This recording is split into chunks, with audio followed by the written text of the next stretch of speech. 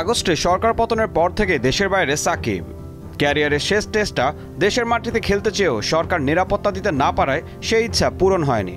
Champions ট্রফির আগেও বেশ কিছু শর্ত দিয়েছে বিসিবিকে, তবে সে স্বপ্ন হয়তো আর বাস্তবায়ন হবে না। তারপরও ঘরের মাটিতে বিপিএলে তাকে নিয়ে বেশ আশাবাদী চিটাগাং কিংস।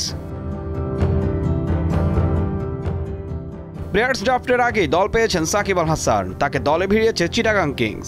সাকিবের রাজকীয় একটি ছবি ফেসবুকে পোস্ট করে চিটাগাং কিংস ক্যাপশনে লিখেছে, একজন কিংবদন্তি স্কোয়াডে যোগ দিচ্ছেন। বিপিএলের সবশেষ আসরে রংপুর রাইডার্সের হয়ে খেলেছিলেন মিস্টার 75।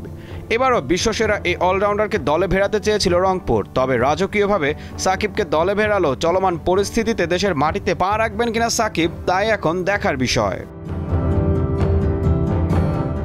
সাকিব ছাড়াও ফ্র্যাঞ্চাইজিটি সরাসরি চুক্তিতে দলে ভিড়িয়েছে পেসার শরীফুল ইসলামকে। গত মৌসুমে তিনি খেলেন দুর্দান্ত ঢাকার জার্সিতে। দলটির হয়ে এক ম্যাচে হ্যাটট্রিকও উপহার দিয়েছিলেন শরীফুল।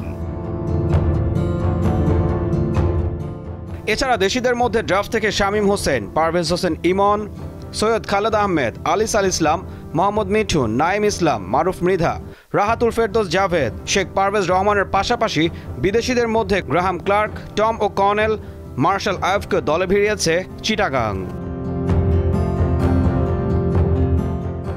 দেশিদের পাশাপাশি বিদেশি তারকা দিয়েও ঠাসা চিটাগাং কিংস। সরাসরি চুক্তিতে মঈন আলী, উসমান খান, হায়দার আলী, অ্যাঞ্জেলো ম্যাথিউস, মোহাম্মদ ওয়াসিম জুনিয়র, বিনুরা ফার্নান্দেজকে দলে ভিড়িয়েছে ফ্র্যাঞ্চাইজিটি।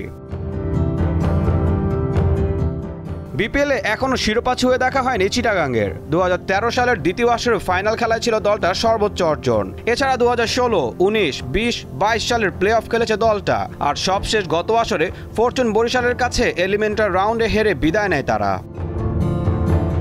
চিটাগাং কিংস টুর্নামেন্টের প্রথম 2 মৌসুমে অংশ নেওয়া দলটি বাংলাদেশ ক্রিকেট বোর্ডের সঙ্গে আর্থিক সমঝোতা করে 9 বছর পর আবার বিপিএলে ফিরেছে।